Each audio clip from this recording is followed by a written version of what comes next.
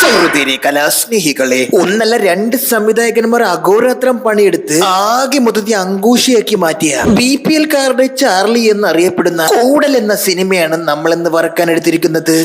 Cinema ആരംഭിക്കുമ്പോൾ തന്നെ police സ്റ്റേഷനിലേക്ക് ഒരു കോൾ വന്നുകൊണ്ടാണ് ആരോ തൂങ്ങി മരിച്ചിരിക്കുന്നു. ഇതാണ് തൂങ്ങി മരിച്ച മുഖം.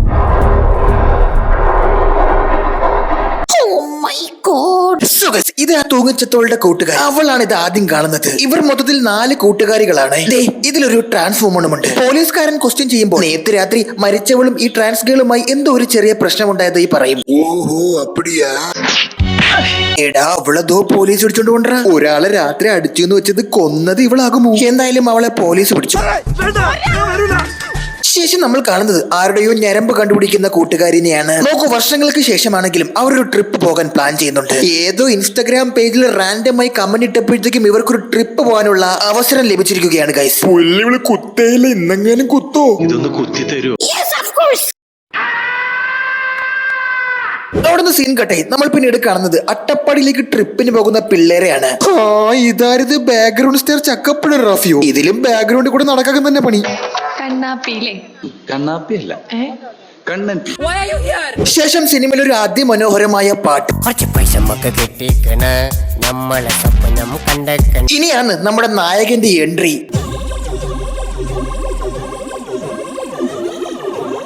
അങ്ങനെ നമ്മുടെ അട്ടപ്പാടിയിലെ ചാർലി പിള്ളേരെയും കൊണ്ടൊരു ക്യാമ്പിംഗ് സെന്ററിലേക്ക് പോകുകയാണ്. പോകുന്ന വഴിക്കും ഒരു പാട്ട്. സുഖേഷ്, നമ്മുടെ ചാർലിക്ക് ഒരു പ്രത്യേകതരം സൂക്കേടുണ്ട്. പുള്ളി മര്യാദയ്ക്കൊന്നും പറയൂല. എന്ത് സംസാരിച്ചാലും അതിൽ അല്പം ഫിലോസഫി കുത്തിക്കയറ്റി കുറച്ച് മോട്ടിവേഷനും കയറ്റി വെക്കും. നാ വേണേ ഒരു sample കാട്ടിട്ടുമാ. By is Attappadi Desh കൈസാ hey though walk may ബതാവോ. ഈ അട്ടപ്പാടി എന്ന് പറയുന്നത് ജസ്റ്റ് കണ്ടുപോകാനുള്ള സ്ഥലമല്ല. ആനമൂളി തുടങ്ങി ആനക്കട്ടി വരെ നീളുന്ന ആർക്കും പിടിതരാത്ത വല്ലാത്തൊരു നാട്. ഇവിടെ ഒരിടത്ത് മഞ്ഞ് പെയ്യുമ്പോ മറ്റൊരിടത്ത് വെയിൽ വെട്ടം പരത്തും. നിനക്ക് വെള്ളം വേണം. ഞാൻ പറഞ്ഞില്ലേ, പുള്ളിയെ കൊണ്ട് 2 വാക്കിൽ ഒന്നും പറയാൻ പറ്റൂല. വെറുതെ അങ്ങനെ സംസാരിച്ചാലും അതൊരു എസ്സേ. മൂത്രം പോലും 2 തുള്ളിയായിട്ട് പോവില്ല. ഒരു ബക്കറ്റാണ് പോണ എപ്പോഴും. ഇനി ഗൈസ്, ഇവിടെ ഉള്ളവരെല്ലാം പരസ്പരം അങ്ങോട്ടും ഇങ്ങോട്ടും ഇവല്ല ഞാൻ എവിടെയോ. ഓ അന്ത ബച്ചാവാ നീ. അങ്ങനെ അളി ആദ്യമേ പരിചയപ്പെടാൻ ചെല്ലുന്നത് ഈ ചേച്ചിയുടെ അടുത്താണ്. വിദ്യ, തൃശൂർ ചാവക്കാടാണ് വീട്. അക്ഷയ സെന്ററിൽ വർക്ക് ചെയ്യുന്നു. അപ്പൊ ശരി, പിന്നെ കാണാം. പെട്ടെന്ന് വിട്ടോ, ഇല്ലെങ്കിൽ അപ്പൂപ്പന്റെ അസ്ഥിക്കൂടം വരെ എടുത്തോണ്ടിരാൻ പറയും. ഇനി കോൾമിഷം മെലിഞ്ഞ ഏകദേശം ഇതുപോലെ ഇരിക്കുമല്ലേ. നമുക്ക് ഇനി ഷസാമ തന്നെ വിളിക്കാം. പുള്ളിക്കൊരു പ്രത്യേക കഴിവുണ്ട് ഗൈസ്. അടുത്തൂടെ ഒക്കെ പോയി കഴിഞ്ഞാലും ആൾക്കാരെ മനസ്സ് വായിക്കാൻ പറ്റും. മനസ്സില് കാതലാൽ ഏർപ്പെട്ട பெரிய காயம் இருக்கு. அந்த வலி இங்க தெரியுது. എന്ത് വലി ബ്രോ? തൊലി എനിക്ക് പറയാൻ കേട്ട്. മെന്റലിസ്റ്റ് ആണെന്ന് പറഞ്ഞ സിനിമയിൽ കാണിച്ചിട്ട് ഇവനെ കൊണ്ട് ഒരു ഉപയോഗമില്ല. ഇന്നത്തെ ഓർമ്മകളാവണം നാളെ നമ്മെ ജീവിക്കാൻ പ്രേരിപ്പിക്കേണ്ട നിനക്ക് എന്തെങ്കിലും ലക്ഷ്യമുണ്ടോ ലൈഫിൽ? എന്തെങ്കിലും ഒരു ലക്ഷ്യമുണ്ടോ? ഇവ സദ്ഗുരുവിന്റെ ശിഷ്യനായിരുന്നാടേ. എവിടെയെങ്കിലും ക്യാമ്പിന് പോകുമ്പോ ഇങ്ങനെ ഒരുത്തുണ്ടെങ്കിൽ ജീവിതം വെറുത്തു. ഒരുമാതിരി കോണ ഓ ഗൈസ്, നമുക്ക് എന്തോ മിസ്സായി. അവർ കൈകൊട്ടി കണ്ടില്ലേ? ലവ് എന്തോ ഫിലോസഫി പറഞ്ഞിട്ട് എല്ലാരും ഗതി കിട്ടിരുന്ന കൈകൊട്ടനെയാണ്. നമുക്ക് അതിലോട്ട് പോകണ്ടല്ലോ അല്ലേ. തുടരാം. അപ്പൊ ഗൈസ്, ഇവിടെ എന്താണ് നടക്കുന്നതെന്ന് വെച്ച് കഴിഞ്ഞാൽ നമ്മുടെ നേരത്തുള്ള ട്രാൻസ്കളും ഇവരെല്ലാരും ഒരുമിച്ചാണ് താമസിച്ചു കൊണ്ടിരുന്നത്. ഒരു ബ്യൂട്ടി പാർലർ വെച്ചാണ് ഇവരെല്ലാരും കണ്ടുമുട്ടുന്നത്. പുള്ളിക്കാരെ ട്രാൻസ് ആയതുകൊണ്ട് തന്നെ മറ്റുള്ള കൂട്ടുകാരികൾക്ക് അത്ര താല്പര്യമില്ല ഇവരെ അടുപ്പിക്കുന്നത്. ബട്ട് നമ്മുടെ തൂങ്ങി മരിച്ച നിലയിൽ കാണപ്പെട്ട കൂട്ടുകാരി ഇവൾക്ക് റൂം ഷെയർ ചെയ്യാമെന്ന് പറഞ്ഞ് അവൾ ആ റൂമിലേക്ക് വിളിച്ചു വരുത്തുന്നു. അങ്ങനെ അവരെല്ലാരും ഒരുമിച്ചാണ് താമസിക്കുന്നത്. എല്ലാവരും ഫ്രണ്ട്സും ആവുകയും ചെയ്യുന്നു. അതിനുശേഷമാണ് ആ മരണമൊക്കെ സംഭവിക്കുന്നത്. പിന്നീട് അവരെല്ലാരും ഈ ക്യാമ്പിൽ വെച്ചാണ് കണ്ടുമുട്ടുന്നത്. ദുബായ്, ഞാൻ ഷഹബാസ്, മലപ്പുറത്തിന്റെ മണ്ണിൽ നിന്നാണ്. മണ്ണിൽ നേരെ നീന്തം മണ്ണിലെയോ. കഥ തുടരുകയാണെങ്കിൽ ഇവരുടെ കൂട്ടത്തിലേക്ക് പുതിയതായിട്ട് ഒരാൾ വന്നതിന് ശേഷം ഫ്രണ്ട്ഷിപ്പിൽ കുറച്ച് ഈഗോ ഒക്കെ വരുന്നുണ്ട്. മാത്രമല്ല ഇവർ തമ്മിൽ എല്ലാം ഷെയർ ചെയ്യുമെങ്കിലും കുറച്ച് നാളായിട്ട് നമ്മുടെ തൂങ്ങി മരിച്ച നായികയ്ക്ക് എന്തോ ഒരു വ്യത്യാസം. ഇടയ്ക്കിടയ്ക്ക് ഫോണിലൊക്കെ എന്തോ കോൾ വരുന്നുണ്ട്. പക്ഷെ അത് ആരോടും പറയുന്നുമില്ല. ഒരു അപ്പൂപ്പൻ താടി പോലെ നിങ്ങൾ നിങ്ങളുടെ മനസ്സിനെ പറത്തിവിടുക.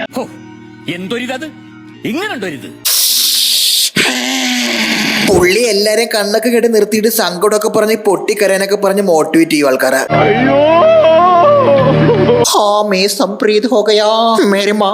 അത് കഴിഞ്ഞതും ഈ ക്യാമ്പിൽ വീണ്ടും ഒരു പാട്ട്. എന്റെ കൽബിലെ വെണ്ണിലാവു നീ നല്ല പാട്ട്. ഇതിനിടയിൽ ഇത് ആര് ഇറക്കത്തുനിന്ന് മുകളിലോട്ട് പറുതയിട്ട് ഓടണം. സോ ഗൈസ്, അതിനിടയിൽ നമ്മുടെ ക്യാമ്പിൽ ഈ കുട്ടീനെ ആരോ വെള്ളത്തിൽ തള്ളിയിട്ട് കൊല്ലാൻ നോക്കും. കൂട്ടത്തിൽ ഒരാളെ ആരോ വധിക്കാൻ ശ്രമിച്ചു എന്നറിയുമ്പോൾ അവർ എന്ത് ചെയ്യുമെന്നോ ഒരു പാട്ടങ്ങ് പാടും.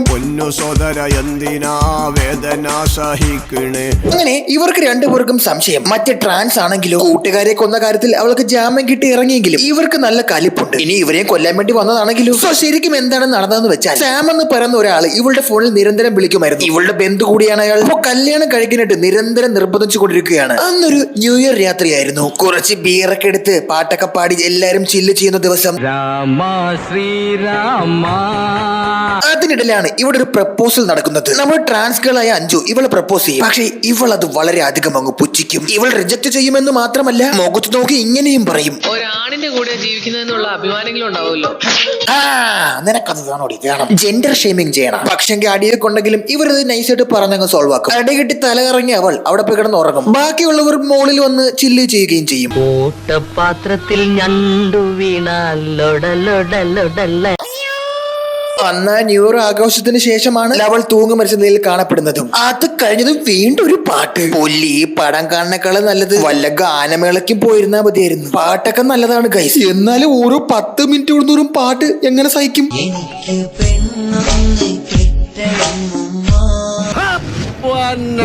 ഇതിനുശേഷം നമ്മൾ വിപിൻ ജോർജ് ഒന്ന് പറയുകയാണ്, വർഷം തോറും മാത്രം നടന്നു വരുന്ന ഒരു ആചാരത്തിന്റെ ഭാഗമായി ആ മലയുടെ അങ്ങേ അറ്റത്ത് കുറച്ച് കാട്ടാളന്മാർ ഡാൻസ് കളിക്കുന്നുണ്ട്. നമ്മൾക്ക് എല്ലാവർക്കും കൂടി അങ്ങോട്ട് പോയാലോ? ന്യൂ ഇയർ ആകാൻ ഇനിയും സമയമുണ്ടല്ലോ. അങ്ങനെ ആ ഘോര വനത്തിനകത്തു കൂടി രാവിലെ ഷൂട്ട് ചെയ്തിട്ട് നീല കളറിട്ട് എഡിറ്റ് ചെയ്ത് രാത്രിയേക്ക് വെച്ചേക്കുന്ന രാവിലെയിലൂടെ അവർ വണ്ടി ഓടിച്ചു പോകുമ്പോൾ പെട്ടെന്ന് വണ്ടി ബ്രേക്ക് ഡൗൺ ആവുന്ന പോലെ അഭിനയിക്കും. അങ്ങനെ അവർ ആ വണ്ടി ഇറങ്ങി തള്ളുമ്പോൾ ഇവർ രണ്ടുപേരും മാത്രമാക്കിയിട്ട് വണ്ടി നേരെ പോകും. ആ വനത്തിലൂടെ അവർ ഓടി ചെല്ലുമ്പോൾ വണ്ടി ഇവിടെ പാർക്ക് ചെയ്തിട്ടിരിക്കുകയാണ്. അപ്പോഴതാ അവിടെ നമ്മുടെ വിപിൻ ജോർജ് മാത്രം വന്ന് പറയും, മറ്റവൾ എന്നെ കൊല്ലാൻ നോക്കിയെന്ന്. ഞാൻ ഒരുവിധം രക്ഷപ്പെട്ടാണ് വന്നത്. ഞാൻ നിങ്ങളെ ക്യാമ്പിലേക്ക് നയിക്കാം, അവളെ നമുക്ക് പിന്നീട് പോക്കാന്ന് പറഞ്ഞ് ഈ കാട്ടിലൂടെ ഇങ്ങനെ കൊണ്ടുപോകുകയാണ്. അവിടെയാണ് പടത്തിന്റെ ട്വിസ്റ്റ് ഗൈസ്.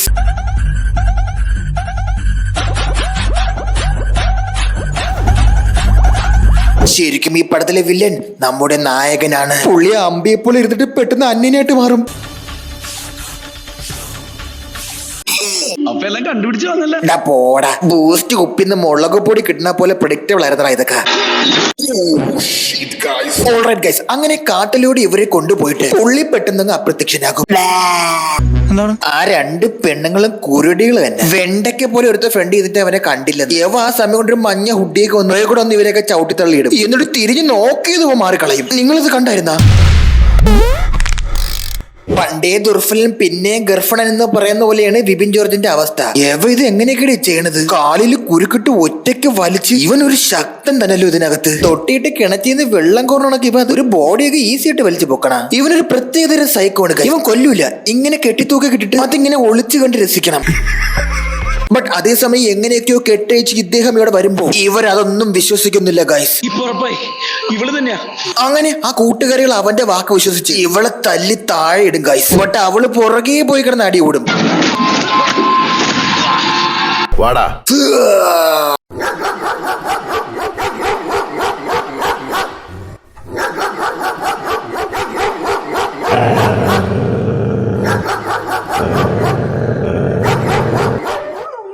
ഈ ഘോര ഫൈറ്റിനൊക്കെ ശേഷം അവിടെ കഥ പറയുകയാണ്. ശരിക്കും ഇവനും ആ മരിച്ചു പോയ പെണ്ണും തമ്മിൽ ഭയങ്കര പ്രേമത്തിലായിരുന്നു. അവർ ഒരുമിച്ച് ഒരു കൂട പിടിക്കും, ഒരുമിച്ച് കരിക്ക് കുടിക്കും. അതിനിടയിൽ അളിയൊരു ഉമ്മ വെക്കും. പാറമടയിലൊക്കെ പോയി വെയിലിലെത്ത വെള്ള കൊടയും പിടിച്ച് നിൽക്കും. അജാതി ആത്മാർത്ഥ പ്രണയമായിരുന്നു. ഇവനൊരു കലിപ്പനാണ് ഗൈസ്. ഒരു റെസ്റ്റോറന്റിൽ വെച്ച് കൊണ്ടുവന്ന ജ്യൂസ് 2 തുള്ളി വീണെന്നൊക്കെ പറഞ്ഞ് ഇവൻ വെയിറ്ററെ മുഖത്തൂക്കി കുരയ്ക്കും. ഈ ഒരു സ്വഭാവം കാരണമാണ് അവൾ ഇവനെ അടുപ്പിക്കാത്തത്. അങ്ങനെ ആ ന്യൂ ഇയറിന് അവൻ വിളിക്കുമ്പോൾ അന്ന് അവൾ ഫോൺ എടുക്കൂല. അതിനിടയിലാണ് അടി കിട്ടി അവൾ റൂമിൽ പോയി കിടന്നുറങ്ങുന്നത്. പക്ഷേ അതേസമയം ഇവൻ ഫോൺ വിളിക്കുമ്പോൾ ഇവളുടെ കൂട്ടുകാരിലെടുത്ത് ഇവനെ തന്തയ്ക്കങ്ങ് വിളിക്കും. അത് മാത്രമല്ല ഇവൾ പറയും നമ്മൾ തമ്മിൽ പ്രേമത്തിലാണ്. ദേ മറ്റവളാണെങ്കിലോ പക്കാ സായിപ്പോപ്പിന്റെ സ്വഭാവവും അങ്ങ് കാണിക്കും. അളിയൻ തെറികെട്ട കലിപ്പിൽ നേരെ വീട്ടിൽ ഒന്ന് നോക്കുമ്പോ ഒരുത്തി അവളെ ചുംബിക്കണ്. പിന്നെ ഇവന് പേളകാൻ വേറെ വല്ലതും വേണോ? ഞാൻ എന്ത് ചെയ്തിട്ട് എനിക്ക് മാത്രം ഇങ്ങനെ ഒരു അപ്പൊ തന്നെ അവിടെ കിടന്നൊരു ഷോൾ എടുത്ത് അവളെ കഴുത്തിലിട്ട് മുറുക്കി ഒരു കൊലപാതകം അങ്ങ് വെച്ചു കൊടുക്കും. എന്നിട്ട് ആ ബോഡി അവ ഒറ്റയ്ക്ക് വലിച്ചുകൊണ്ട് പോയി ആകാശത്ത് അമ്പിളി മാമന്റെ അറ്റത്ത് കുരുക്കിട്ട് അല്ല എടാ ഇത് നീ എവിടെ വലിച്ചു കെട്ടിയത്? വായുവിൽ തന്നെ കെട്ടി വെച്ചാടാ അത്. അല്ല ഞാൻ ഒരു കാര്യം ചോദിക്കട്ടെ, ഈ മരള വെപ്രളം കാണിച്ച ഇവളാണ്? നോക്ക് എന്തോരം എക്സ്പ്രഷൻ ആണ് മുഖത്തിറണ. അവളാണ് ഇത് ഇങ്ങനെ നിക്കണ. തൊണ്ടയിലൊരു ബണ്ണ് കുരുകി ചെത്താലും മുഖം അവസാനം സുനാമി വന്ന പോലെ ഇരിക്കണ. ഇതെന്ത് ബുദ്ധനും ബോധോദയം ഉണ്ടായ പോലെ ഇരിക്കണ മുഖം. നമ്മുടെ നായക ജയിലിൽ നിന്ന് ഇറങ്ങിയത് ബിബിൻ ജോർജിന്റെ വീട് പോയിട്ട് അവന്റെ ബാക്ക്ഗ്രൗണ്ട് ഒന്ന് പരിശോധിക്കും. പുള്ളി ഒരു എക്സ്ട്രീം സൈക്കോയാണ് ഗൈസ്. പന്ത് കളിക്കാൻ കൂട്ടത്തോണ്ട് ആ പന്ത് കുത്തിപ്പൊട്ടിച്ച് സന്തോഷിക്കുന്ന ഒരു തരം സൈക്കോയാണ് അവൻ. എന്തായാലും പടം ഇനിയും വലിച്ചു നീട്ടാൻ വയെന്നും പറഞ്ഞ് അടികൊണ്ട് പുഴുത്ത നമ്മുടെ നായകന്മാർ 3 പേരും കണ്ടി ഒരുമിച്ച് അവനെ ചവിട്ടി തെറിപ്പിച്ച് ഓരോരുത്തരായി വന്ന് പുറത്തു വീഴും.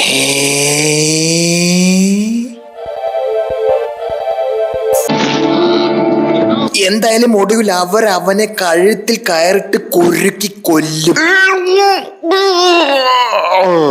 അതോടുകൂടി നട്ടുച്ചയ്ക്ക് രാത്രിയായ ആ ദിവസത്തിൽ ന്യൂ ഇയറിന്റെ പടക്കം പൊട്ടി അവർ ആഘോഷിക്കുകയാണ്. ഇന്നെന്റെ ബാറ്റ് ഒന്നും കൂടെ പൊട്ടണം. ഓ ഷിറ്റ്, ഇവൻ ചത്തില്ലേ? What? But you can't do this to me. And wait guys, there is one more surprise.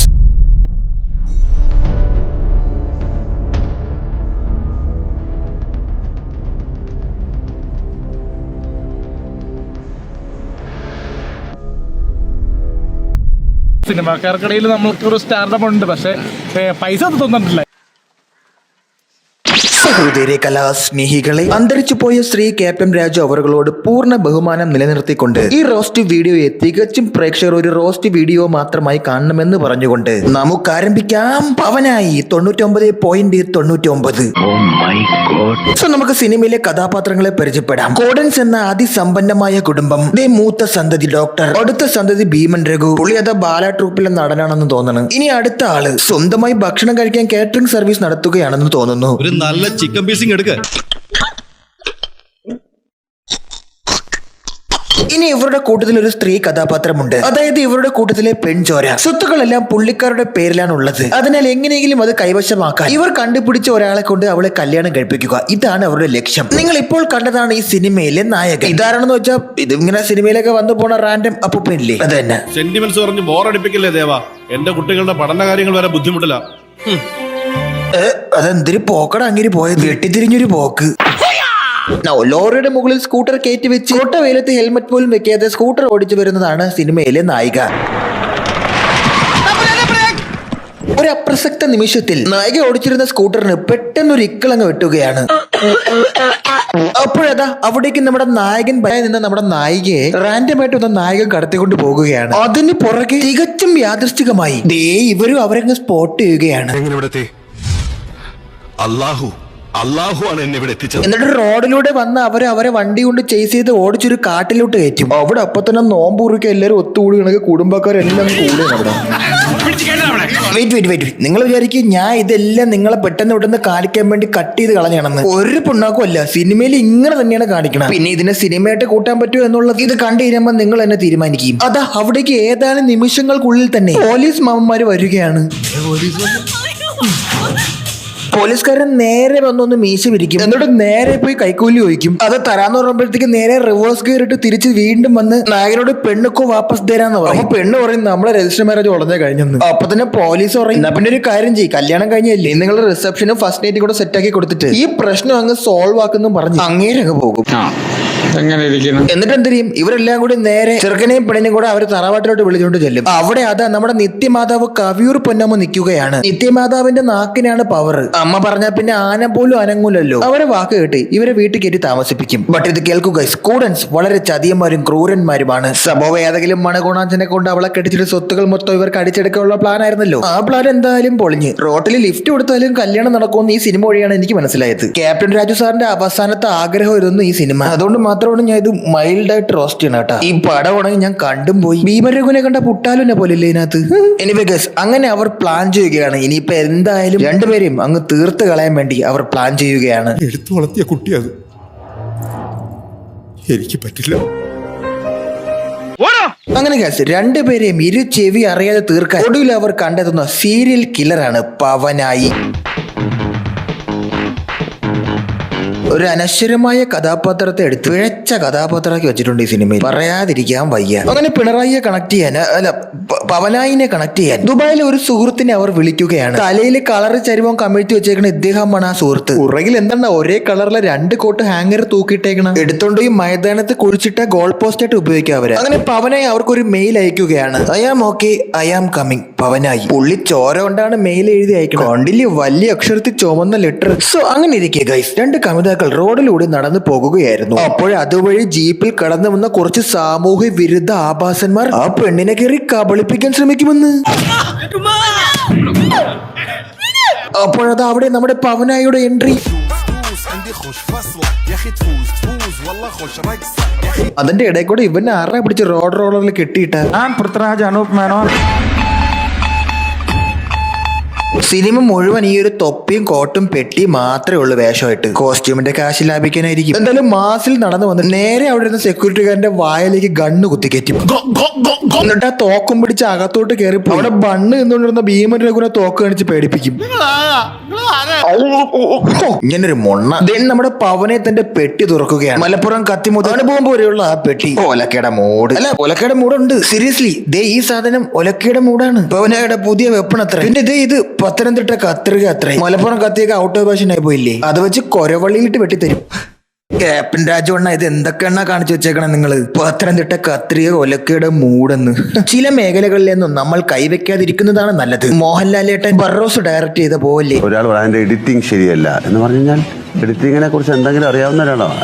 പക്ഷെ ഒരു സിനിമയെ ക്രിട്ടിസൈസ് ചെയ്യുമ്പോൾ അതിനെക്കുറിച്ച് എന്തെങ്കിലും ഒരു ധാരണ വേണം. തുടർന്ന് അവിടെ ചുമരിൽ ചാലിച്ചു വെച്ചിരിക്കുന്ന ഫോട്ടോ നോക്കി നമ്മുടെ പവനായിക്ക് ഒരു യണ്ടല്ലേ ഇത് ആരെന്ന് തോണ്ടി എടുത്തത്. തുടർന്ന് പവനായിനെ അവർ വീട്ടിലേക്ക് ഇൻട്രൊഡ്യൂസ് ചെയ്യുകയാണ്. ഇവർക്ക് 2 പേർക്കും കുറച്ച് ഫിസിക്കൽ ട്രെയിനിങ് കൊടുക്കാനായി വന്ന ദിവസം തന്നെ പവനായത്തിന്റെ പണി തുടങ്ങുകയാണ്. പുള്ളി ഒരു ബാസ്കറ്റ് ബോൾ 2ആയി കയറി പഴയ കാൽക്കുലേറ്ററും സ്റ്റീൽ പാത്രത്തിന്റെ അടപ്പും 2 സോസേജ് ഒരു സെലോ ടോപ്പിൽ ചുറ്റി കുറച്ച് വയറുകളുമായി ബന്ധിച്ച് അല്ല ഈ കൊട്ട വെയിലത്താണ് അങ്ങനെ കണ്ണാടിയും വെച്ച് ടോർച്ചും തല വെച്ചിരിക്കുന്നത്. ഇങ്ങനൊക്കെ എന്ത് വയ്യേ. റൂമിലെ ഭയങ്കര ഇരുട്ടെന്ന്. അതിന് ആദ്യം മോഹത്തിൽ നിന്ന് കണ്ണാടി എടുത്ത് മാറ്റണം. അങ്ങനെ ബാസ്കറ്റ് ബോളിനകത്തൊരു ടൈം ബോംബ് വെച്ച് അത് സൂപ്പർ ഗ്ലൂവും തുപ്പലും വെച്ച് ഒട്ടിച്ച് ബോൾ തറയിട്ട് കുതിപ്പിക്കും. അല്ല ഇതിലിപ്പോ ആര് കുതിക്കണ? ഭീമൻ രഘുവിന്റെ ബോളാ. ഐ മീൻ ഭീമൻ രഘു അതാ ബോളാ. പുറകെ എന്തിനാണ് ഈ കുടുംബക്കാർ മൊത്തം പോണത്? അവിടെ കാലിൽ കുഴമ്പ് വെച്ചിരുന്ന അമ്മച്ചൂരോ എണിച്ച് പുറകെ ഓടുന്നു. ഒരു പന്ത് ഉരുളനെ കാണാൻ ഒരു കല്യാണത്തിനുള്ള ആള്. എന്തായാലും ആ ഉരുണ്ട് വന്ന ബോള് ഇരിക്കാൻ പാകമായതിനാൽ നമ്മളെ പുള്ളിക്കാർ അതിന്റെ മുകളിൽ കയറി ഇരിക്കും. അപ്പൊ തന്നെ ബോളിന്റെ കാറ്റ് പോയി അത് പൊട്ടിത്തെറിക്കും.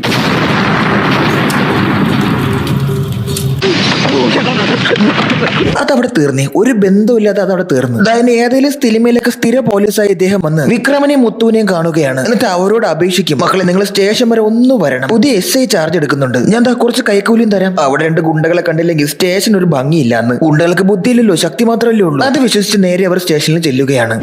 നിങ്ങളുടെ തറവാട് തന്നെയല്ലേ? വാ മക്കളെ. എടാ അച്ഛന്റെ പ്രായം ഉണ്ടാവും മാർക്ക്, മരണം മക്കളെ എന്ന് വിളിക്കണം. അപ്പോഴതാ അവിടേക്ക് നമ്മുടെ പുതിയ SI വന്നിരിക്കുകയാണ്. ആരാണത്? നമ്മുടെ ജിമ്മൻ അബൂ സലിം. വന്ന വടയെ പാവം പറ്റിച്ചു കൊണ്ടുവന്ന ഗുണ്ടകളെ കയറ്റി 5-6 ഇടി അവർ മൂത്ത് കള്ളനായി മാറും. ഇത് കണ്ട് ആരായാലും തട്ടിക്കൊണ്ട് പോകില്ലേ? പെട്ടി തട്ടി തുറന്നു നോക്കുമ്പോ അവര് ഞെട്ടി. അത് ആരാ പെട്ടിയാണ്? ആ അച്ഛൻ മറ്റാരുമില്ല ഗൈസ്, അത് നമ്മുടെ പവനായി ആയിരുന്നു. ഗുണ്ടകൾ നമ്മുടെ പവനായിയുടെ അടുത്ത് പറയും, പവനായി യാതൊരു പ്രകോപനവും ഇല്ല, നമ്മൾ 2 പേരെ ആ പോലീസുകാരെ ഇടിച്ചു. അപ്പൊ തന്നെ പവനായി എന്നാ പിന്നെ ചോദിച്ചിട്ട് തന്നെ കാര്യം. പവനായി അപ്പൊ തന്നെ തന്റെ പ്രച്ഛന്റെ വേഷം ഇട്ട് സ്റ്റേഷനിൽ കയറി ചെന്ന് ഗുണ്ടകൾക്ക് നീതി കിട്ടണമെന്നും പറഞ്ഞ് അവിടെ കിടന്ന് വാദിക്കും. കൊണമെന്ന് പോലീസുകാരെ അങ്ങനെ കുത്തിനേറി പിടിക്കും. പിന്നെ പറയണ്ടല്ലോ, പവനായുടെ വക ഒരു ഉഗ്രം ഫൈറ്റ്.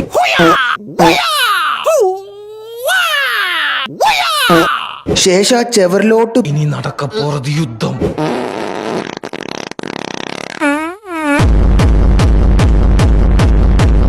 ഇത്രയായപ്പോ സിനിമ ഏതാണ്ട് ഇന്റർവെൽ ആയിരിക്കുകയാണ്. ഇനി ഇന്റർവെൽ ഞെരുതെന്തിരി കാണിക്കുന്ന വായം തുറന്നു നോക്കോ. ഇന്റർവെൽ സീൻ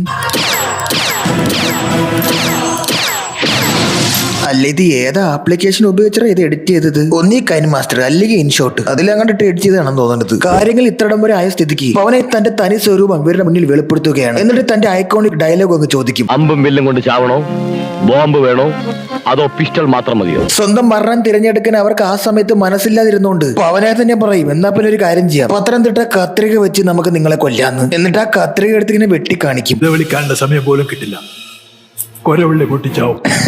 ഇതൊക്കെ എന്തോന്ന് പറയാനാണ് ഞാൻ.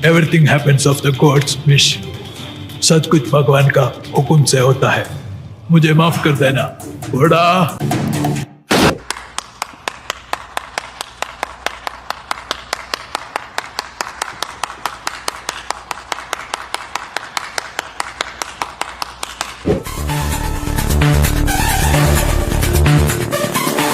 എന്റെ പ്രിയ കൂട്ടുകാരെ, എന്താണ് ഞാൻ നിങ്ങളോട് ഇപ്പോൾ അവസാനമായി പറയാനുള്ളത്? എനിക്കറിയാം ഇത് ഒരുപാട് ലെങ്ത് കൂടിയ റോസ്റ്റ് ആയി പോയെന്ന്. ബട്ട് ഗൈസ്, എനിക്ക് ഈ സിനിമയിൽ പ്രത്യേകിച്ച് റോസ്റ്റ് ചെയ്യേണ്ടതായിട്ട് ഒന്നും തന്നെ വന്നില്ല. ഈ പടം എടുത്ത് കാണിച്ചു തന്നെ അതൊരു റോസ്റ്റ് ആണ്. ഇത്രയും നേരം ക്ഷമയുടെ ഉച്ചസ്ഥായിൽ ഇരുന്ന് ഈ പടം നിങ്ങൾ കണ്ടതിന് വളരെയധികം നന്ദിയുണ്ട് കേട്ടോ. 18 മിനിറ്റോളം നിങ്ങൾ ഇത് കണ്ടപ്പോ 2.5 മണിക്കൂറോളം ഇരുന്ന് കണ്ട് ഞാൻ എത്രത്തോളം പീഡന മാനസിക സംഘർഷം അനുഭവിച്ചിട്ടുണ്ട് എന്ന് നിങ്ങൾക്ക് മനസ്സിലായില്ലേ? അപ്പൊ അത് തന്നെയാണ് ഈ പടത്തിന്റെ റോസ്റ്റ്. അപ്പൊ നമ്മുടെ പവനായി പറഞ്ഞതുപോലെ ബക്കറ്റ് ഉണ്ടെങ്കിലേ കക്കൂസിൽ വെള്ളം കൊണ്ടുപോകാൻ പറ്റൂ, ബക്കറ്റിലിട്ട് തുണി ഇലക്കിയാലേ നിറം വെളുക്കൂ.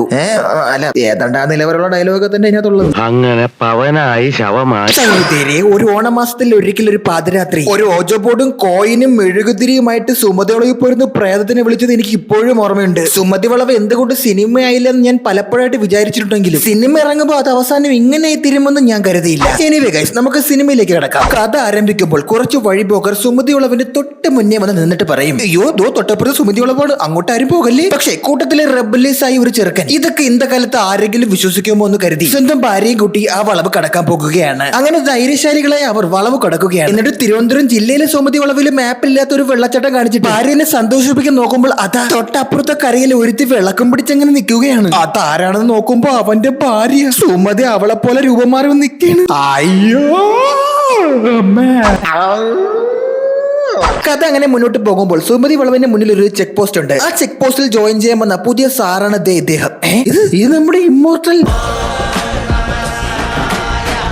ഓ മൈ ഗോഡ്, അദ്ദേഹത്തിന്റെ അമരത്തെ നഷ്ടമായിരിക്കുന്നു ഗൈസ്. പാവത്തിന് ഉച്ചയിൽ വരെ കഷണ്ടി വന്നു. എനിവേ ഗൈസ്, ഈ കാണുന്നവരെല്ലാമാണ് ഈ നാട്ടിലെ കുടുംബക്കാരും വീട്ടുകാരുമെല്ലാം. കഥാഗതി പറയുന്നത് പോലെ ഈ നാട്ടിലുള്ളവരെല്ലാം പരസ്പരം അങ്ങോട്ടും ഇങ്ങോട്ടും ബന്ധുക്കളാണ്. അപ്പോ ഗൈസ്, ഇതാണ് നമ്മുടെ നായകൻ. നേരത്തെ ബൈക്കിലിരുന്ന് രണ്ടുപേരെ കണ്ടില്ലേ? അദ്ദേഹം ഒരു പെണ്ണിനെ കല്യാണം കഴിക്കാൻ വേണ്ടി ആഗ്രഹിച്ചിരുന്നു. പക്ഷെ ആ പെണ്ണ് ഒളിച്ചോടിപ്പോയി. ആദ്യമായിട്ട് സുമതി വളവിൽ നിന്ന് രക്ഷപ്പെട്ടു പോയ ഒരു പെണ്ണ് അതാണ്. അവളുടെ ബോഡി ഒന്നും കിട്ടാത്തത് കൊണ്ട് സുമതി പിടിച്ച് തിന്നോ അതോ ഇനി ചത്തു മലന്നോ എന്നൊന്നും അറിയില്ല. അവളെ ഇവിടെ നിന്ന് ഒളിച്ചോടാൻ സഹായിച്ചവൻ ലവനാണെന്ന് പറഞ്ഞത് കാരണം നാട്ടുകാർക്ക് ഇവനോട് കുറച്ച് അരിശമുണ്ട്, കുടുംബക്കാർക്കും. പേടിയൊന്നുമില്ലടി, ആ ഭദ്രന്റെ വാക്കിട്ടാണ് ചാവാനും കൊല്ലണം നടക്കും. അതെ ഗൈസ്, ആ ഭ്രാന്തൻ ഭദ്രൻ, ആ ഭദ്രനാണ് നേരത്തെ ബൈക്കിൽ ഇരുന്ന ലവൻ. അവൻ കെട്ടായിരുന്ന പെണ്ണിനെയാണ് ഈ ഒളിച്ചോടാൻ സഹായിച്ചത്. ഒളിച്ചോടി പെണ്ണിന്റെ സഹോദരനാണ് നമ്മുടെ മാധവ് സുരേഷ്. പുള്ളി അങ്ങ് പട്ടാളത്തിലാണ്. അവ ഇവനെ കണ്ടാൽ കൊല്ലാൻ നടക്കുകയാണ്. കാരണം ഇത്രയും കാലമായിട്ട് അറിഞ്ഞോളൂ ലോകക്ക് എന്ത് പറ്റിയത്. സോ ഗൈസ്, അങ്ങനെ ഇരിക്കെ അവിടെ ഉത്സവം വരികയാണ്. അപ്പൊ ഒരു പാട്ട്.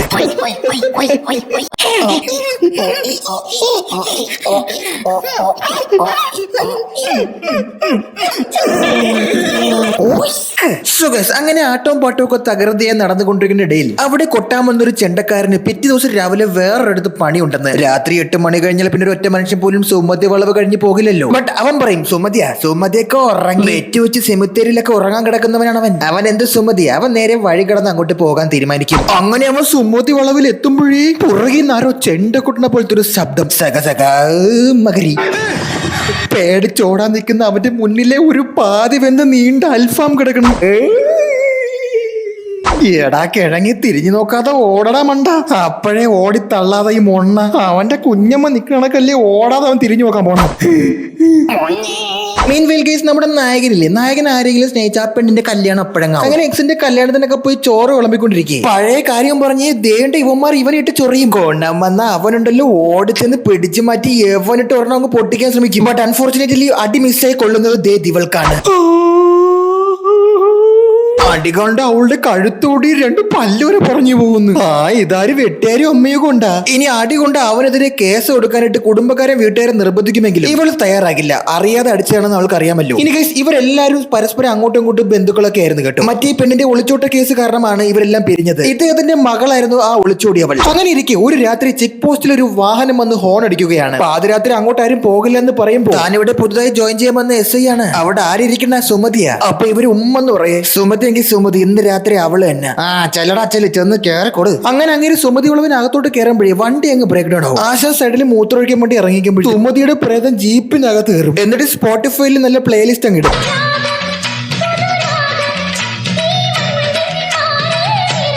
അങ്ങേര് വന്ന് ആ കാസറ്റ് വലിച്ചൊരു ദൂരെ എറിയുമേ. എന്നിട്ട് വീണ്ടും പോയിന്ന് മൂത്രം ഒഴിക്കും. അപ്പൊ നോക്കുമ്പോഴേ തോട്ടപ്പുറത്ത് വേറൊരുത്ത് നിൽക്കണ്. അതും അങ്ങേരെ അച്ഛൻ ഈ നാട്ടിൽ ഉണ്ടായ വേറൊരു മോനെ പോലെ. സുമതി വേണ്ട ഒരു സുണ്ണാമം വേണ്ട, ഓടിയേ മതി എന്ന് പറഞ്ഞ് ഓടാതെ ഇവനൊക്കെ അവിടെ നോക്കിക്കൊണ്ടിരിക്കും. അപ്പൊ സുമതി ചീപ്പം കത്തിക്കും, എന്നിട്ട് ഒരു ചിരി.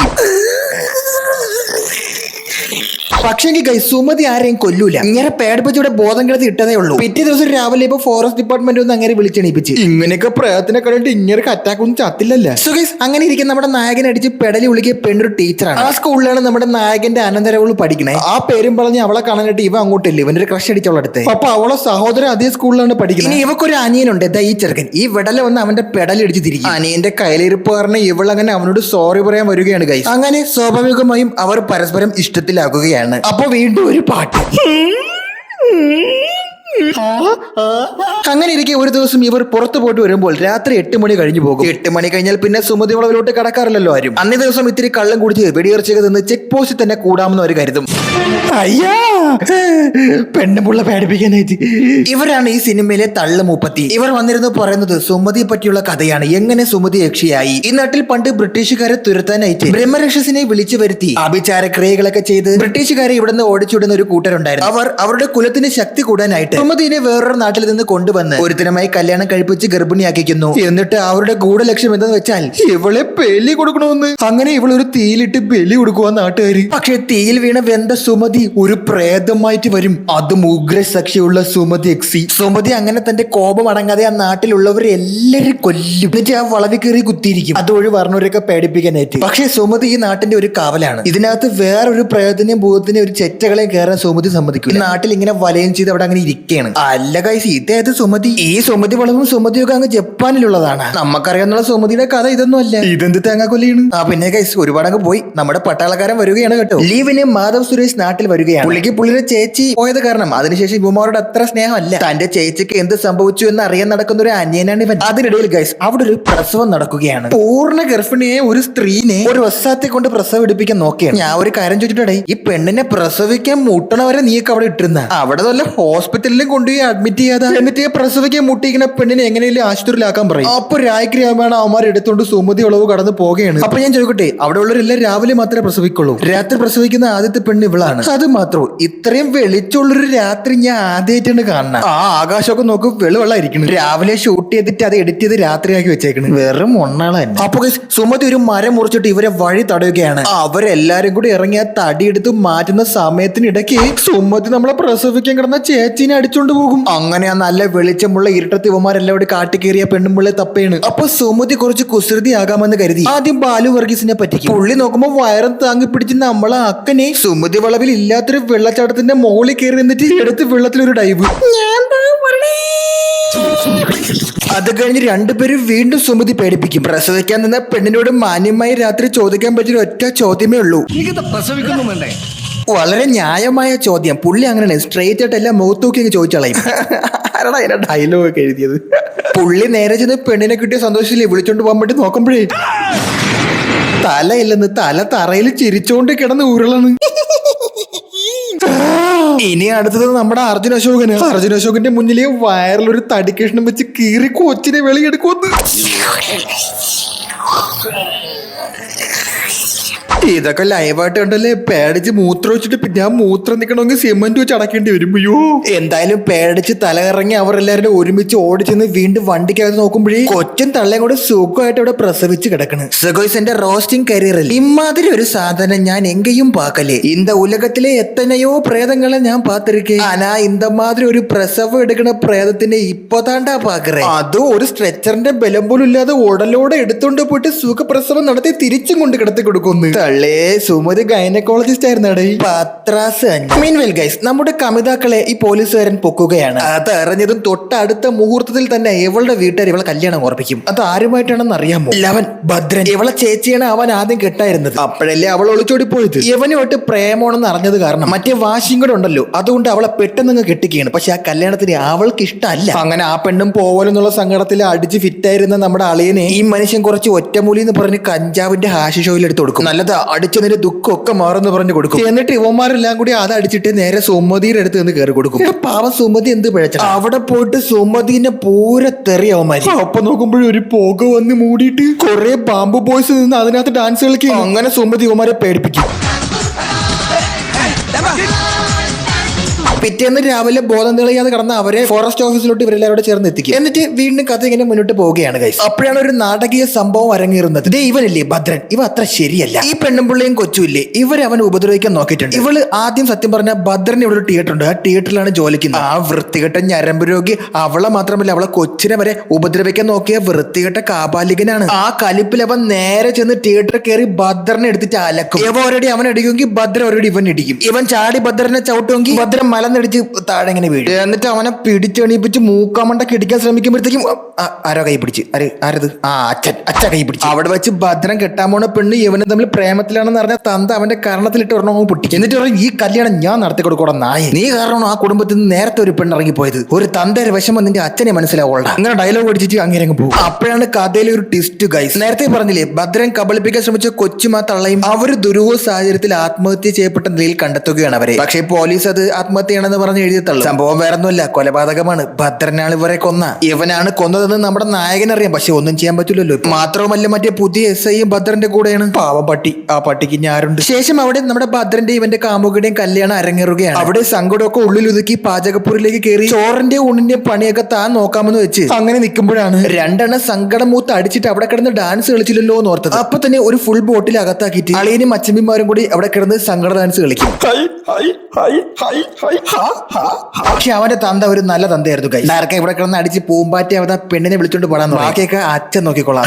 അതാണ് തന്ത. തന്തമാരായ ഇങ്ങനെ സ്നേഹത്തിന്റെ വിലയേറിഞ്ഞ തന്തയ്ക്ക് സ്നേഹിക്കുന്നവരെ മനസ്സറിയാൻ പറ്റൂ. അപ്പോഴാണ് അവിടെ വീണ്ടും ട്വിസ്റ്റ്. പെണ്ണിറങ്ങി എവിടെ പോയിന്ന്, പെണ്ണെവിടെ പോയിന്ന് അറിയാൻ പറ്റും. എല്ലാരും വിചാരിക്കും ഇവനാണ് അടിച്ചോണ്ട് പോയെന്ന്. പക്ഷെ ഇവനല്ലല്ലോ. സംഭവം അവള് നേരത്തെ ഇറങ്ങിപ്പോയി 8 മണി ആവണതിന് മുന്നേ നേരെ പോയിട്ട് മറ്റേ ചെക്ക് പോസ്റ്റ് പോയി ഇവനെ കാത്തിരിക്കും. എന്നിട്ട് അവളെ അനിയന്റെ അടുത്ത് ഇവനെ വിളിച്ചോണ്ടിരാൻ പറയും. ഈ കിഴങ്ങ് അവിടെ കിടന്ന സങ്കട ഡാൻസ് പിടിച്ചടിച്ച് കളിച്ചോണ്ടിരുന്ന കാരണം അതൊന്നും ഓർക്കയില്ല, അവൻ വന്നത് മൈൻഡ് ചെയ്യില്ല. മാത്രവുമല്ലോ ഗൈസ്, മറ്റവൻ ഒരു ചതിനാണെന്ന് അവനാണ് അവരെ കൊന്നതെന്നൊക്കെ നമ്മുടെ ചേട്ടനായ മാധവ് സുരേഷ് അറിയുകയാണ്. എന്നിട്ട് പറയും ഇവിടുത്തെ കാര്യം ഞാൻ നോക്കിക്കൊള്ളാം, നീ പോയി അവളെ വിളിക്കണം മോനെ. അങ്ങനെ പാതിരാത്രി സുമതി വളവ് കഴിഞ്ഞ വേണമല്ലോ ചെക്ക് പോസ്റ്റ് വരെ പോവാനെത്തി. അപ്പൊ നോക്കിയപ്പോഴേ ലവന്മാര് ബാക്കിൽ വന്ന് ഇവനെ ഇടിച്ച് മലത്തിയിട്ട് എന്നിട്ട് അവനെ അവിടെ ഇട്ട് തല്ലി കൂട്ടിട്ട് സുമതി വളവിൽ കൊണ്ടിട്ട് കൊല്ലാന്ന് പറയും. എന്നിട്ട് അളി അവനെ വലിച്ചോണ്ട് പോവേണേ. അപ്പൊ നോക്കുമ്പോഴേ ഇവൻ കൊന്ന തള്ളയും കൊച്ചും ദോ അവിടെ ഒന്ന് നിൽക്കുകയാണ്.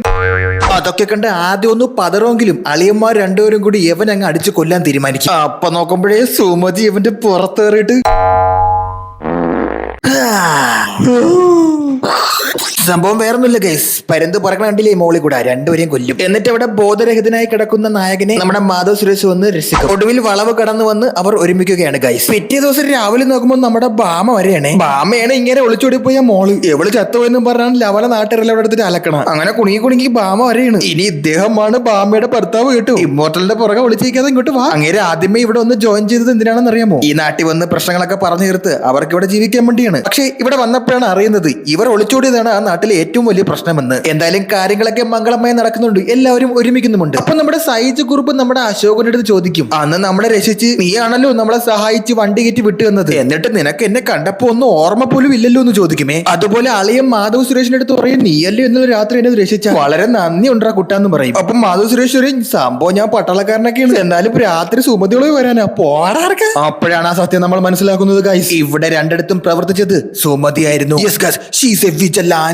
ഈ നാട്ടിലെ പ്രേമം ചേർത്ത് വെക്കാനും പ്രസവം എടുക്കാനും ഒക്കെ അണ്ടർഗ്രൗണ്ടിലൂടെ പ്രവർത്തിക്കുന്ന ഒരു സൂപ്പർ നാച്ചുറൽ പവർ. സുമതി ചില സമയങ്ങളിൽ ഒരു ഗൈനക്കോളജിസ്റ്റ് ആണ്. ചില പ്രത്യേക സമയങ്ങളിൽ കമിതാക്കളെയും ഒരുമിപ്പിക്കും. ഈ നാടിന്റെ രക്ഷകയാണ് അവൾ. ശരിക്കും പറഞ്ഞാൽ സുമതിക്ക് ഒരു മാസ് ബീജിയമും കൂടി വേണമായിരുന്നു. ഇത്രയും നല്ല സ്കോപ്പുള്ള ഒരു യക്ഷിക്കഥ കിട്ടിയിട്ട് അതിനെ കാണിച്ചു വെച്ചാൽ കേരളത്തിൽ ഏറ്റവും കൂടുതൽ അറിയപ്പെട്ട ഏറ്റവും കൂടുതൽ കഥകൾ പ്രചരിപ്പിച്ച സുമതി വളവിലെ സുമതിയെ കൊണ്ട് നിങ്ങൾ പ്രസവം വരെ എടുപ്പിച്ചല്ലോടാ. പിന്നെ സുമതിക്ക് പ്രേമിച്ച് നടക്കുന്നവരെ ഒരുമിപ്പിക്കോ, പ്രസവിക്കാൻ നടക്കുന്നവരെ പ്രസവിപ്പിക്കുകയല്ലേ പണി. എന്തരടെ ഇത്.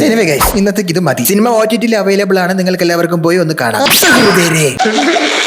ഇദ്ദേഹം ഒരുപാട് നാൾക്ക് ശേഷം മര്യാദയ്ക്ക് ഡബ് ചെയ്ത് അഭിനയിച്ച ഒരു സിനിമയാണ് ഇതെന്ന് എനിക്ക് തോന്നിപ്പോയി. കാരണം ഈ സിനിമയിൽ ഇദ്ദേഹത്തിന്റെ ഡബിങ് വളരെ നന്നായിരുന്നു. അല്ലാതെ കാലത്തെ എണീറ്റ് മോച്ചവയറിൽ റമ്മടിച്ച് അതല്ല ഇതിൽ ചെയ്തേക്കുന്നത്. നല്ലപോലെ അയാൾ സംസാരിച്ചിട്ടുണ്ട്. എനിവേ നമുക്ക് സൂത്രവാക്യം പറക്കാനെടുക്കാം. അപ്പൊ തുടങ്ങാം ഗൈസ്. ഒരു സ്കൂള്, കുറച്ച് പിള്ളേര്, ഒരു പോലീസ് SHO, ഒരു നാട്ടുംപുറം, ഒരു കിണറ്, കുറച്ച് വേസ്റ്റ്, ഇതെല്ലാം കൂടി ചേർന്ന ഒരു സിനിമയാണ് ഈ സൂത്രവാക്യം. നോക്കൂ, ഞാൻ ആദ്യം തന്നെ ഒരു മുൻകൂർ ജാമ്യം എടുത്തോട്ടെ. ഈ പടത്തിന് നല്ലൊരു പ്ലോട്ട് ഉണ്ടായിരുന്നു. ഇത് കുറച്ചുകൂടി നന്നായിട്ട് എടുത്തിരുന്നെങ്കിൽ നല്ലൊരു സിനിമ ആയിരുന്നേനെ. ബട്ട് അൺഫോർച്ചുനേറ്റ്ലി അരി വാങ്ങാൻ ചെന്നപ്പോ റേഷൻ കട അടച്ച പോലത്തെ അവസ്ഥയായി പോയി ഈ പടത്തിന്റേത്. നമ്മുടെ ടോം അണ്ണൻ ഒരു SHO ആണ്. അവരുടെ പോലീസ് സ്റ്റേഷന്റെ മുകളിൽ കുറച്ച് പിള്ളേർക്ക് ട്യൂഷൻ എടുക്കുന്നുണ്ട്. പുള്ളി മാത്സിൽ സമവാക്യത്തിന്റെ സാമാന്യ രൂപം എന്താണ്? ഇദ്ദേഹത്തിന്റെ അപ്പനായിട്ട് വരും അത്രേ. അതിനാൽ ആ നാട്ടിലെ +2 പഠിക്കുന്ന പിള്ളേരെല്ലാം മാത്സ് ട്യൂഷൻ എടുക്കാൻ വരുന്നത് ഇവിടെയാണ് അത്രേ. ഇദ്ദേഹത്തിന് ട്യൂഷൻ ഇഷ്ടപ്പെട്ട് ആ നാട്ടിലെ പിള്ളേരൊന്നും ഒരൊറ്റ ദിവസം പോലും സ്കൂളിൽ പോലും. നമ്മുടെ വിൻസി അലോഷ്യസ് ആണ് ഇതിലെ ടീച്ചറും മാസ്റ്ററും കൂടെ വന്ന് സാറിന്റെ അടുത്ത് പരാതി പറയണം, നിങ്ങൾ ഈ ട്യൂഷൻ എടുപ്പ് പറഞ്ഞ പിള്ളേരൊന്നും സ്കൂളിൽ വരുന്നില്ല, അതിനാൽ അതിന് നിങ്ങളൊരു തീരുമാനം എടുത്തേ പറ്റൂ. ഇതുപോലൊരു മാതൃക പോലീസ് സ്റ്റേഷൻ അങ്ങ് നാരദം പോലും കണ്ടിട്ടില്ല. അതും പോലീസ് സ്റ്റേഷനിലെ എല്ലാ പോലീസുകാരും പിള്ളേരെടുത്ത് ഭയങ്കര സ്നേഹമെന്ന്. ഈ പടം കണ്ടതൊന്നും പോലീസുകാരെയും പിള്ളേരെയും സ്കൂളിനെയും പോലീസ് സ്റ്റേഷനെയും എല്ലാരെയും ഒരൊറ്റ ബിൽഡിംഗ് പ്രസവിച്ച പോലെ ഭയങ്കര സ്നേഹം അങ്ങോട്ടും ഇങ്ങോട്ടും എല്ലാവർക്കും. നോക്ക് പിള്ളേരൊക്കെ പഞ്ച് പിടിക്കണം. ശരിക്കും പോലീസ് സ്റ്റേഷന്റെ മുകളിൽ ട്യൂഷൻ എടുക്കാൻ തുടങ്ങി കഴിഞ്ഞാൽ സർക്കാർ ടാക്സ് കൂട്ടിക്കളഞ്ഞനെ. ഇനി ഇദ്ദേഹം ആ നാട്ടുവാസിയാണ്. ഇദ്ദേഹത്തെ ഓർത്ത് വെച്ചോളൂ, അവിടെ ഒരു പൊട്ട കിണറുണ്ട്. ഈ കിണറ്റിൽ ആൾക്കാർ കോഴി വേസ്റ്റ് എല്ലാം കൊണ്ട് തട്ടി ഭയങ്കര നാറ്റമാണ്. ഇങ്ങേരുടെ വീടിനടുത്താണ് ഈ കോഴി വേസ്റ്റും കിണറും ഒക്കെ ഇരിക്കുന്നത്. അപ്പൊ സ്വാഭാവികമായും അങ്ങേര് പരാതി പറയാൻ വരുമല്ലോ. ഈ പോലീസ് സ്റ്റേഷന്റെ മുന്നിലെ ഒരു കിണിയും തൂക്കിയിട്ടുണ്ട്. ഇനി എന്തിനാണ് കിണിയും തൂക്കിയിട്ടെന്ന് വെച്ച് കഴിഞ്ഞാൽ എനിക്കറിയാം. ഈ +2 പഠിക്കുന്ന മുതുപാഴ് പിള്ളേരില്ലേ, ട്യൂഷന് വരുമ്പോഴും പോകുമ്പോഴും മണി അടിച്ചില്ലെങ്കിൽ അവന്മാർക്കൊന്നും ഉറക്കം വരില്ലെന്ന് അടിച്ചുടഞ്ഞ് അതിനകത്തൊരു പോലീസുകാരൻ ചാടി ഇറങ്ങുന്ന ഉമാർ ആട്ടി പായിക്കുകയും ചെയ്യും. എടാ കിഴങ്ങന്മാരെ 7 കഴുത വയസ്സാച്ച് ഈയൊക്കെ ഇപ്പോഴും മണിയടിച്ച് കളിക്കണ.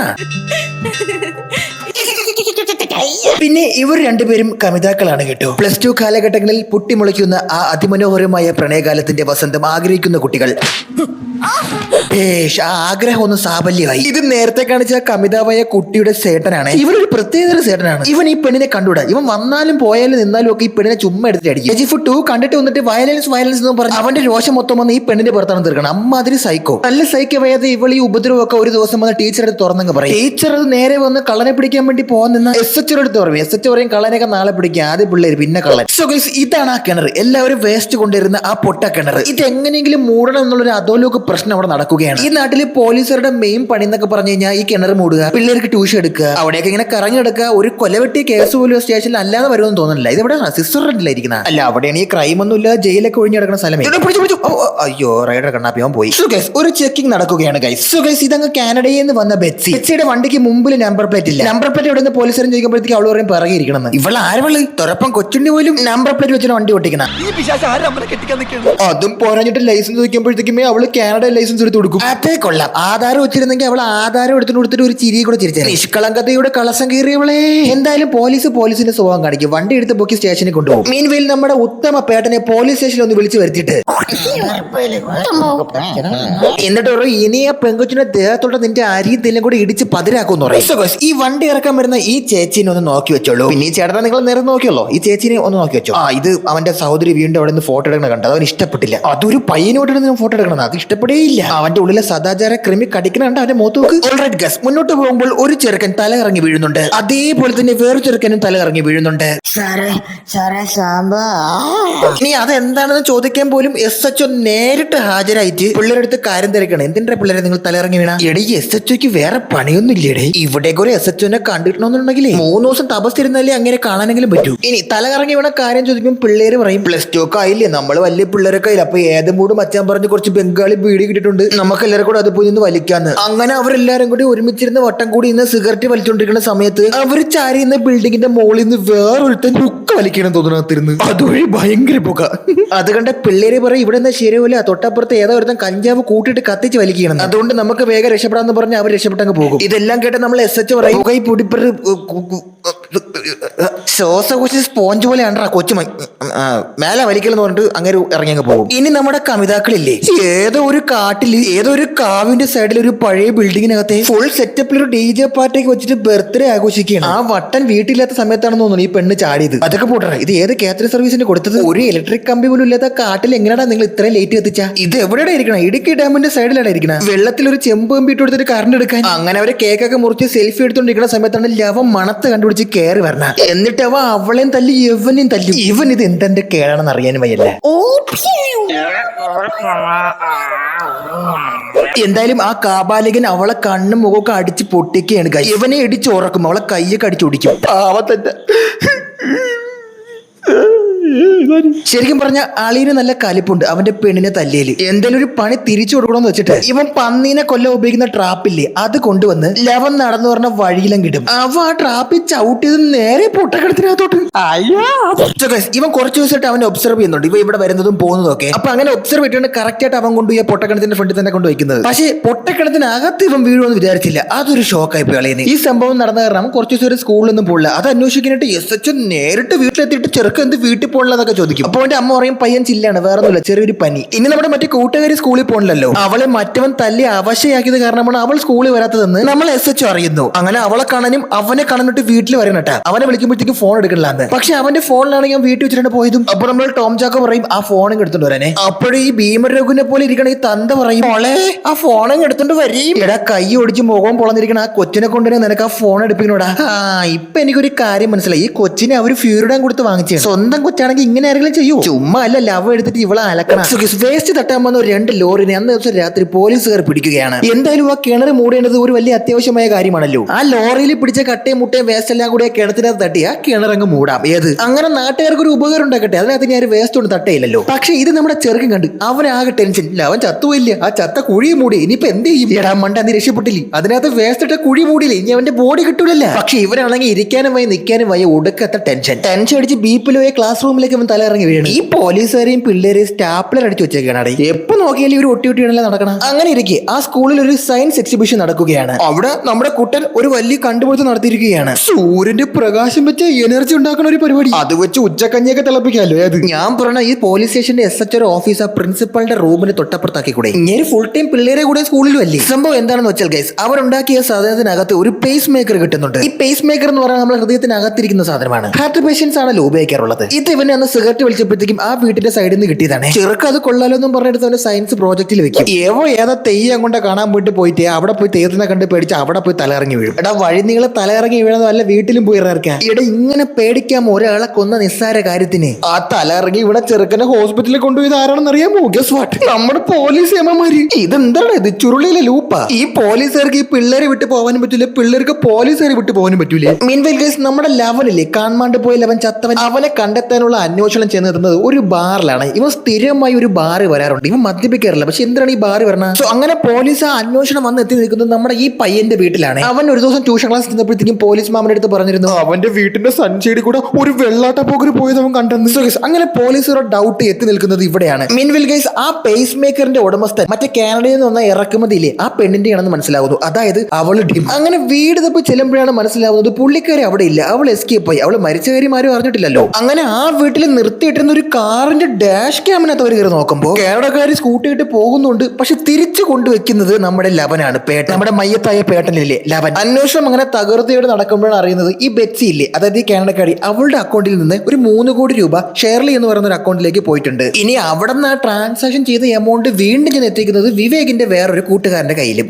ഞാൻ ചുരുക്കി പറഞ്ഞ ഉള്ള കാര്യം സത്യസന്ധമായിട്ട് അങ്ങ് പറഞ്ഞു കഴിഞ്ഞാലേ, അവളെ കൊന്നത് ആ ഷേർലിയാണ്. ഇനി ഈ ഷേർലി ഒരു ബ്യൂട്ടി പാർലറിന്റെ ഉടമയാണ്. ആ ബ്യൂട്ടി പാർലർ പൊളിച്ച വേസ്റ്റ് ആണ് എല്ലാം കൂടി കൊണ്ട് ആ പൊട്ടക്കടത്തിനകത്ത് ഇട്ട് മൂടിയത്. എന്നിട്ട് ഷേർലി രാജ്യം വിടുകയും ചെയ്യും. ടോമണ്ണ ഇതെല്ലാം ഒരു ബോർഡിൽ നിന്ന് വരച്ചെഴുതി എല്ലാ ഉത്തരവും കണ്ടുപിടിക്കും. മിടുക്കൻ. ആദ്യം ഇവനെ പൊക്കും. ഇവനായിരുന്നു അറിയാമോ, ഇവനൊരു മുതലാളിയൊക്കെയാണ് കേട്ടോ. ഇവന്റെ വണ്ടി ഓടിക്കാൻ ഡ്രൈവറായിട്ടാണ് നമ്മുടെ ചത്തവനല്ലേ നമ്മളെ പേട്ടൻ, അവൻ പൊക്കൊണ്ടിരുന്നത്. ഇവരുടെ അടുത്ത് ഷേർലി ആയിരുന്നു നോക്കിയപ്പോഴത്തേക്ക് അവൻ പറഞ്ഞു ഷേർലിയോ അതൊരു പഴമല്ലേ, അപ്പ കൊടുക്കു പറഞ്ഞ ചെവിക്കലിന്. അതോടുകൂടി ഷേർലിനെ അവൻ അറിയാം, ഷേർലിന്റെ കുഞ്ഞമ്മേനെ അവൻ അറിയാന്ന് പറയും. ഇനി ഞാൻ പറഞ്ഞില്ലേ ആദ്യം ഒരാളെ ഓർത്തു വെച്ചേക്കൻ, അങ്ങനെയാണ് ഇങ്ങേരെ കുടുംബത്തിൽ പിറന്നവളാണ് ഷേർലി. അപ്പൊ ഷേർലിയുടെ അമ്മയ്ക്ക് വേണം പറഞ്ഞ് ഇങ്ങനെ അവളെ വിളിച്ചു വരുന്നത് നാട്ടില്. അതിനിടയിൽ ഡിപ്രഷൻ അടിച്ച ഈ ചെറുക്കൻ സ്വന്തമായിട്ട് പന്നീര ട്രാപ്പിൽ കൈയിട്ട് ചാവൂലല്ല. നിനക്ക് എന്താ അങ്ങനെ ഒടുവിൽ ഷേർലി നാട്ടിലെത്തുകയാണ് ഗൈസ്. ഷേർലിയോട് കാര്യങ്ങളൊക്കെ നടന്നതുപോലെ അങ്ങ് പറഞ്ഞു, നീ കൊന്നതൊക്കെ നമുക്ക് അറിയാന്ന് പറയുമ്പോഴത്തേക്കും ഷേർലി അത് സമ്മതിക്കില്ല. സ്വാഭാവികമായി സമ്മതിക്കാതിരിക്കണമല്ലോ, ബുദ്ധിമതി ആയിരിക്കണമല്ലോ. ഒരാളെ കൊന്നിട്ട് കുഴിച്ചിടുക എന്നൊക്കെ പറഞ്ഞാൽ അത്ര എളുപ്പമുള്ള കാര്യമല്ലല്ലോ. പക്ഷെ അങ്ങനെയൊന്നുമില്ല ഗൈസ്, 2 വിരട്ടുമ്പോൾ അവൾ അതൊക്കെ സംഭവിക്കും. എന്നിട്ട് തത്ത കണിയാന്റെ അടുത്ത് ജാതകം പറയണത് എല്ലാം വൃത്തിയായിട്ട് പറഞ്ഞു കൊടുക്കും. സോ ഗൈസ്, ഈ നിൽക്കണ ബെസ്റ്റി ഇല്ലേ, ബെറ്റി എന്തൊറ്റി, ഇവൾ തന്റെ പൈസ ചോദിക്കാനായിട്ട് ഒരു രാത്രി നമ്മുടെ ഷേർലിയുടെ ബ്യൂട്ടി പാർലറിൽ കയറി ചെല്ലും. അവിടെ വെച്ച് ഈ ഷേർലിയുടെ അവിഹിതം അവൾ മനസ്സിലാക്കും. ഞാൻ നിന്റെ ഹസ്ബൻഡിനെ വിളിച്ച് കാര്യമൊക്കെ പറഞ്ഞു കൊടുക്കുന്ന പറയുമ്പോഴത്തേക്കും ഒറ്റ ആടി കവാലം കൊളക്ക. അതെനിക്ക് ഇഷ്ടമായി, കിട്ടിയത് നമ്മൾ തിരിച്ചു കൊടുക്കണം. നീ ഇവിടെ നിന്നൊരു മരഭൂതമേ എന്തിനാ അവൾ അടിച്ചത്? എന്തായാലും അവന്റെ ഒരു ഒറ്റ അടിയിൽ ഹാർട്ട് പേഷ്യന്റ് ആയ അവള് മയ്യത്താവും ഗൈസ്. ഇനിയിപ്പൊ എന്ത് ചെയ്യാൻ, ഒരു ക്രൈം നടന്നു പോയില്ലേ, അതങ്ങോട്ട് മറക്കുക. അങ്ങനെ ഇവളെ ബോഡിയിൽ ഇവിടെ പല പീസായിട്ട് കട്ട് ചെയ്ത് അസറ്റോൾ ഒഴിച്ച് ദഹിപ്പിച്ചിട്ട് ഓരോ പ്ലാസ്റ്റിക് കവറിലാക്കിയിട്ട് ആ പൊട്ടക്കിണത്തിൽ കൊണ്ട് തള്ളണം. പൊട്ടക്കിണത്തിൽ കൊണ്ട് തള്ളാൻ ടാസ്ക് ഏൽപ്പിച്ചത് നമ്മുടെ പേട്ടന്റെ. ഇതാണ് കഥ. ഈ അസറ്റോൾ ഇട്ട് കരിച്ചതിന്റെ സ്മെല്ലാണ് മറ്റേ പിള്ളേർ സേർച്ച് ഒലിച്ചപ്പോഴത്തേക്ക് വലിച്ചേറ്റി ബോധം കിട്ടുന്നത്. മനസ്സിലായോ? അല്ല, എന്റെ സംശയം ഈ ബ്യൂട്ടി പാർലറിനകത്ത് എന്തിനാണ് ഈ കണ്ടെയ്നർ കണക്കിന് അസറ്റോൾ? അവിടെ ഫേഷ്യൽ ചെയ്യാൻ പറഞ്ഞ മുഖത്തൊക്കെ ഇന്നാ പിടിച്ചോ, കുറച്ച് അസറ്റോൾ ഇരിക്കട്ടെ, കോരി ഒഴിച്ചു കൊടുക്കും മുഖത്ത് വെളുക്കാൻ വേണ്ടി. അങ്ങനെ ആരും കാണാതെ ഒളിച്ച് ഓരോ ദിവസമായിട്ട് ഇവൻ പൊട്ടക്കിണത്തിൽ ഈ കവർ കൊണ്ടിടുന്നതിൽ ഒരു ദിവസമാണ് ആ ട്രാപ്പിൽ ചവിട്ടി ആ മണ്ടനും ആ കിണത്തിൽ വീണ് ചത്തത്. അങ്ങനെ പോലീസുകാർക്ക് മനസ്സിലാവുകയാണ് കേസ്. ആ കഷ്ണമായിട്ട് മുറിച്ച ബോഡി കിടക്കുന്നത് ആ പൊട്ടക്കിണത്തിനകത്താണ്. അത് തോണ്ടിയെടുക്കുന്ന കൂട്ടത്തിൽ മറ്റവില്ലേ അവന്റെ ബോഡിയും കിട്ടും. അതോടുകൂടി അവനും മയ്യത്തായെന്ന് മനസ്സിലാകും. പിന്നെ നമ്മുടെ നിയമം അറിയാലോ, 100 നിരപരാധികൾ ശിക്ഷിക്കപ്പെട്ടാലും ഒരു കുറ്റവാളി പോലും രക്ഷപ്പെടണം എന്നാണല്ലോ. ആയതിനാൽ തന്നെ അവനെ പോലീസ് പിടിക്കുകയാണ് ഗൈസ്. ശരിക്കും ഈ സമയത്തുള്ള പ്രകടനമൊക്കെ നന്നായിരുന്നു കേട്ടോ. ഇവന്റെ അച്ഛൻ പറയുന്നുണ്ട്, അവൻ കൊച്ചു പയ്യനല്ലേ, അവനെ കൊണ്ടുപോകണ്ട സാർ, എന്നെ കൊണ്ടുപോകുന്നൊക്കെ പറയുന്നുണ്ട്.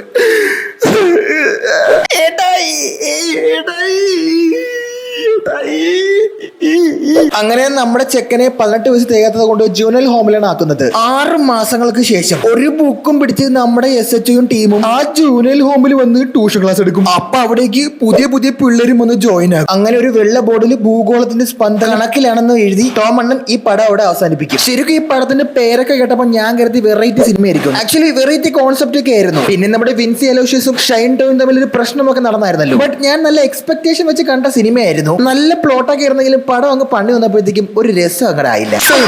വസ്തുനിഷ്ഠമായി ഞാൻ ഒരു കാര്യം അങ്ങോട്ട് പറഞ്ഞോട്ടെ. ഇന്ന് നമ്മൾ വർക്കാൻ എടുത്തിരിക്കുന്ന സിനിമ ഒരു മലങ്കൾട്ടാണ് ഗൈസ്. മലങ്കൾട്ട് എന്ന് പറഞ്ഞാൽ അവർ കാട്ടവരാധം. കേട്ടോ കൂട്ടുകാരെ, ഞാൻ കൂടുതലൊന്നും പറഞ്ഞില്ല, നമുക്ക് സിനിമയിലേക്ക് കടക്കാം. അപ്പൊ ഗൈസ്, പടം ആരംഭിക്കുമ്പോൾ ഒരു കൊറിയൻ ടച്ചുള്ള സോങ് കാണിച്ചാണ് തുടങ്ങുന്നത്. ഇതിലെ നായിക ന്യൂജൻ ആണ്. BTS ആർമിയിലുള്ള ആളാണെന്ന് അറിയിക്കാൻ വേണ്ടിയിരിക്കും.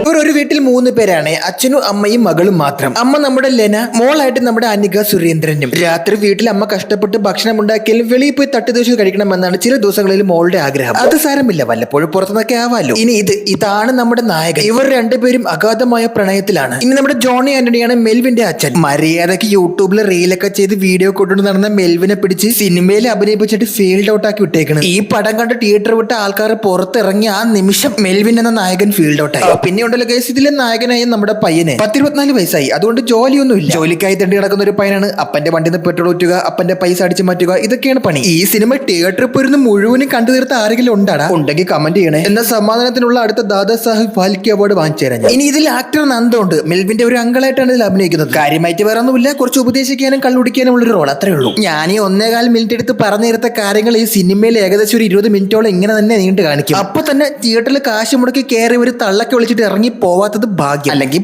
ഇന്റർവെല്ലിലെങ്കിലും ഇറങ്ങി പോയി കാണും ആൾക്കാർ. എന്തായാലും സിനിമയിലേക്ക് വരികയാണെങ്കിൽ പിന്നെ നമ്മുടെ ഫുക്രു ഇതിനകത്ത് അഭിനയിക്കുന്നുണ്ട്. മെൽവിന്റെ കൂട്ടുകാരനായിട്ട്. ഫുക്രുവായിട്ടാണ് അഭിനയിക്കുന്നത്, അതുകൊണ്ട് വലിയ കുഴപ്പമില്ല. ഫുക്രുവിന്റെ വക 1-2 ലേറ്റസ്റ്റ് കോമഡികൾ ഉണ്ട് കേട്ടോ. 2023 ഈ പടം ഇറങ്ങിയെന്ന് തോന്നുന്നു. അതൊരു പഴയ കാലഘട്ടമാണെങ്കിൽ ഈ കോമഡി ആപ്റ്റ് ആവും. അതല്ലെങ്കിൽ ഇതൊരു പഴഞ്ച കോമഡിയാണ്. ബ്രേക്കപ്പ് ആകുമ്പോഴേ സാഡ് സ്റ്റാറ്റസ്, വിരഹ സോങ് ഒക്കെ ഇടുന്ന സ്റ്റാറ്റസ് കോമഡി. എടാ, ഈ കോമഡിയൊക്കെ പണ്ട് ജാമ്പവം മരിച്ചപ്പോ അങ്ങേരെ പോക്കറ്റിൽ നിന്ന് കിട്ടിയ കളിക്കുടുക്കിയിൽ വരെ ഈ കോമഡി ഉണ്ടായിരുന്നു. അത്രയ്ക്കും പഴക്കം ഉണ്ടായതിനൊക്കെ. ഇനി മെൽവിന്റെ അമ്മ മഞ്ജുപ്പിള്ള ഒരു കുക്കിംഗ് യൂട്യൂബർ ആണ് കേട്ടോ.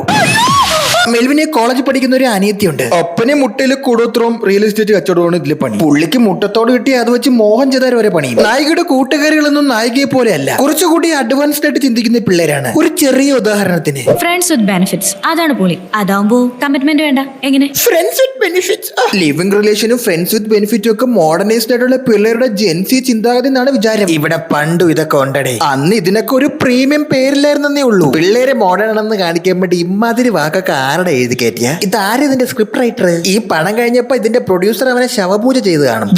നമ്മുടെ ഡെയിൻ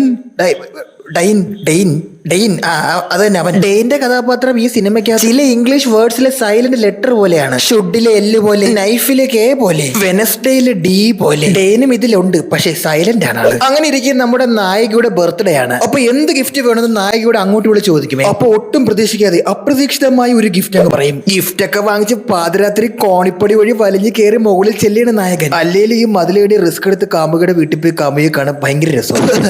അല്ല, അതൊക്കെ അനുഭവിച്ചിട്ടുള്ളവർക്ക് ആ സുഖം അറിയൂ. ഇനി ഇതാണ് ഇവൻ വാങ്ങിച്ചു കൊടുത്ത ഗിഫ്റ്റ്. ഇതല്ല, ഇനി വേറൊരു ഗിഫ്റ്റ് ഉണ്ട്. 2 ബഡ്വൈസറിന്റെ ചില്ല് തണുത്ത, ബഡ്വൈസർ അല്ലല്ലോ, അത് കേഫാണ്. Anyway 2 beer.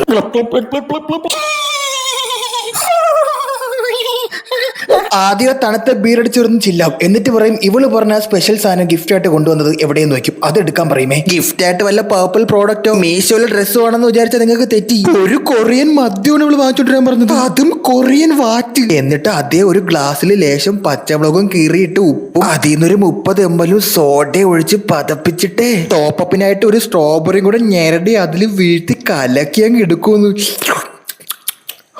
ഇങ്ങനെയൊക്കെ മദ്യം ഉണ്ടാക്കി കൊടുത്തു കഴിഞ്ഞാൽ ബുദ്ധം വരെ കുടിച്ചു പോവില്ലേ? എന്നിട്ട് രണ്ടുപേരും കൂടെ ഒരു ബെഞ്ചിൽ പോയിരുന്ന് ചന്ദ്രനെ നോക്കി ആംഗ്യ ഭാഷയിൽ എന്തൊക്കെയോ പറയും.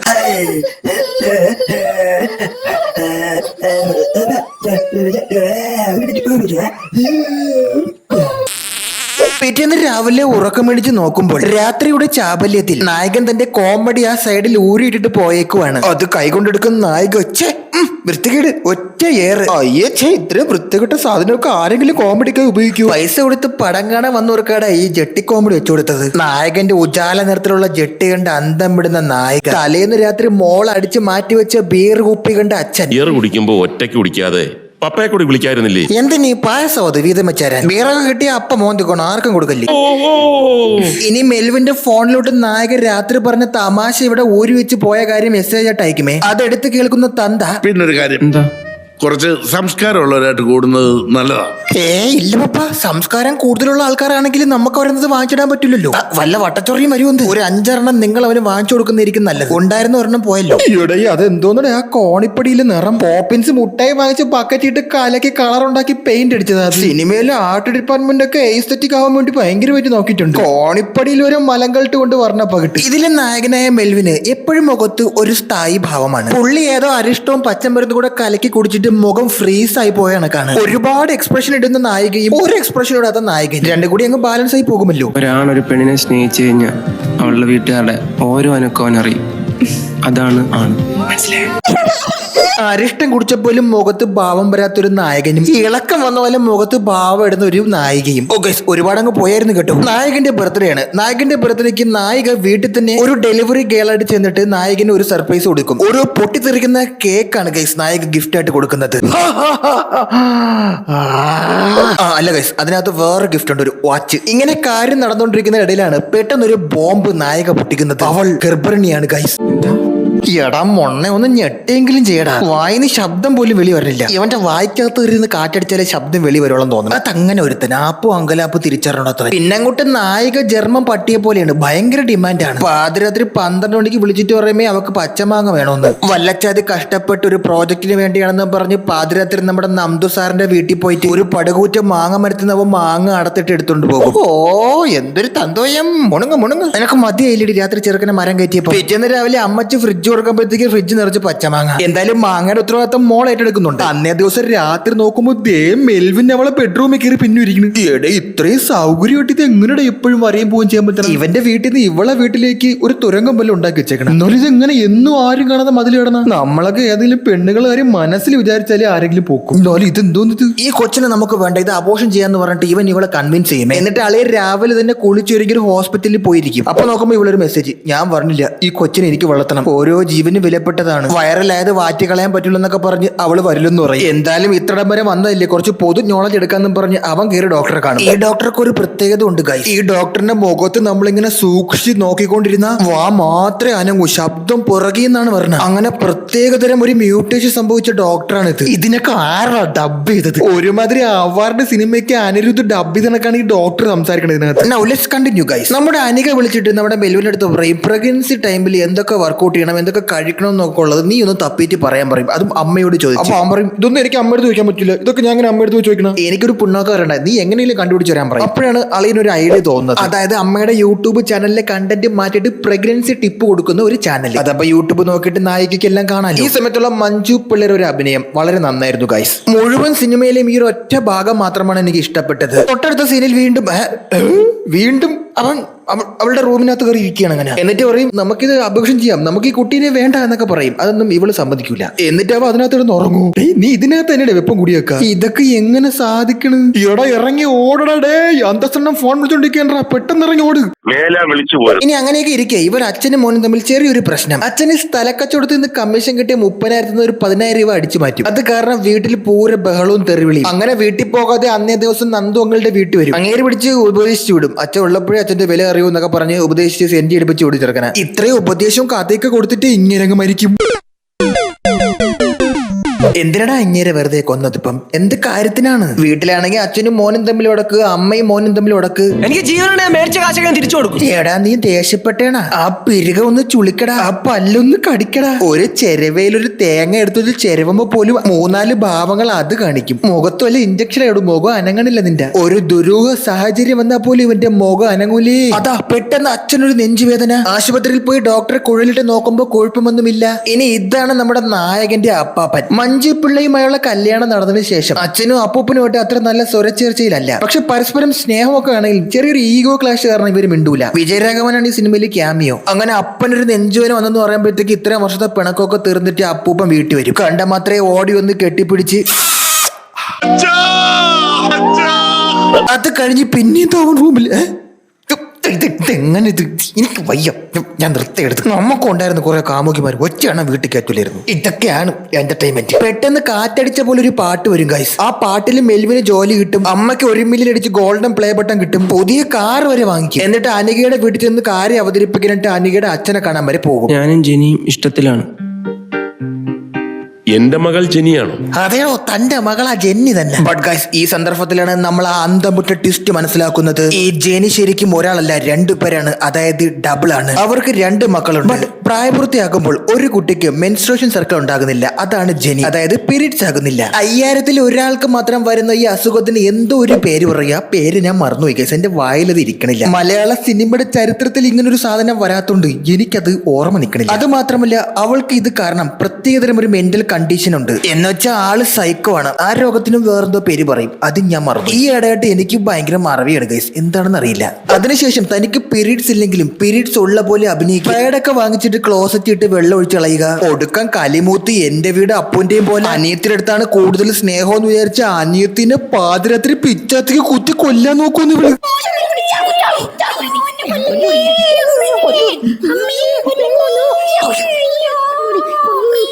ഇവളിങ്ങനെ വലിയൊരു അക്രമകാരി ആയത് കാരണം മറ്റേ കൊച്ചിനെ ഇവർ മാറ്റിയിരിക്കുകയാണ്. ഈ സത്യങ്ങളെല്ലാം അങ്ങനെ നമ്മുടെ മെൽവിനോട് അച്ഛൻ സങ്കടത്തോടെ തുറന്നു പറയുകയാണ്. അങ്കളെ, ജെനി അല്ലാതെ വേറെ പെണ്ണ് എന്റെ ജീവിതത്തിലില്ല.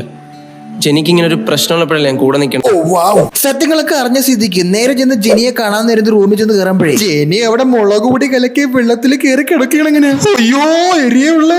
അവിടെ നിന്ന് സീൻ കട്ടെ. പിന്നീട് 3 വർഷങ്ങൾക്ക് ശേഷം കാണിക്കുന്നത് ഒരു ഹോസ്പിറ്റലിയാണ്. അവിടെ നമ്മുടെ നായകനും നായികയ്ക്കും ഒരു കുഞ്ഞ് പിറന്നിരിക്കുകയാണ്. അപ്പൊ നിങ്ങൾ ചോദിക്കും, ജന്മന യൂട്രസില്ലാത്ത പെണ്ണിന് എങ്ങനെയാണ് കൊച്ചുണ്ടാകുന്നത്? അവിടെയാണ് മറ്റൊരു ട്വിസ്റ്റ്. ജെനിയുടെ ട്വിൻ സഹോദരിയില്ലേ, സഹോദരി ഇവർക്ക് വേണ്ടി പ്രഗ്നന്റ് ആയി കൊടുക്കും. അതിന് എന്തോ ഒരു പേര് ഇവര് പറയും, അത് ഞാൻ മറന്നുപോയി. അങ്ങനെ പടം ശുഭമായി അവസാനിക്കുകയാണ്. ചലോ മേരെ ബായ് ലോകം. ഒരുവിധം ഞാൻ ഈ പടം പറഞ്ഞു തീർത്ത്. മൊട്ടേന്ന് വിരിയാത്ത ആ പെങ്കൊച്ചും മൊട്ടേന്ന് വിരിഞ്ഞിട്ട് മുഖം അനങ്ങാത്ത ഒരു പയ്യനെയും വെച്ച് സിനിമ എടുത്താൽ ഇങ്ങനെ ഇരിക്കും. ഒന്നാമത്തെ കാര്യം, അനികയ്ക്ക് പ്രായപൂർത്തിയായെങ്കിലും ആ കൊച്ചിന് ഇപ്പോഴും കൊച്ചുങ്ങളെ ലുക്കാണ്. ഇങ്ങനെ ഒരു ക്യാരക്ടർ ചെയ്യാനുള്ള മെച്യൂരിറ്റി ആ കൊച്ചിനുണ്ടെന്ന് എനിക്ക് തോന്നണില്ല. ഒന്നാമതേ അതൊട്ടും കൺവിൻസ് ആയതുമില്ല. പിന്നെ ഇത് എന്ത് തരം സ്ക്രിപ്റ്റ് ആണിത്? എന്തൊക്കെ അസുഖമാണ് നിങ്ങൾ കൊണ്ടുവന്നേക്കണം? ചെയ്തതാ പോട്ട്, ഇത് വല്ലതും മനസ്സിലാവുന്ന കൺവിൻസ് ആവുന്ന രീതിയിൽ എടുക്കണ്ടേ? അത് മാത്രമോ ഈ പടത്തിലെ BGM ഒക്കെ കേൾക്കണം ഗൈസ്. ഏതോ നോൺ കോപ്പറേറ്റീവ് വെബ്സൈറ്റിൽ നിന്ന് ഡൗൺലോഡ് ചെയ്ത് ഇട്ട പോലെ കളർഫുൾ ആക്കാൻ വേണ്ടി കുറച്ച് സാച്ചുറേഷനും ബ്രൈറ്റ്നസും കോൺട്രാസ്റ്റും ഇങ്ങനെ കൂട്ടി വെച്ചിട്ടുണ്ട്. പോരാത്തിന് സിനിമയുടെ ചുമരും മൊത്തവും പെയിന്റും, അതും പല കളർ. ചലോ ബസ് ആജ് കെ ലിയേ ഇത്ന. എന്തായാലും പടത്തിന്റെ ലിങ്കിനെ ഡിസ്ക്രിപ്ഷനിൽ കൊടുത്തേ. നിങ്ങൾ ജീവിതം അടുത്തിരിക്കുന്നവരാണെങ്കിൽ 2.5 മണിക്കൂർ കൂടി പോക്കോ. പടം പാത്ത് ഉങ്ങൾക്ക് ഏതാവത് വെച്ചാൽ നാ പൊറപ്പില്ലപ്പ. അപ്പൊ ശരി ഗൈസ്, നമ്മൾ ഇനിയും കാണും. Thanks, love you.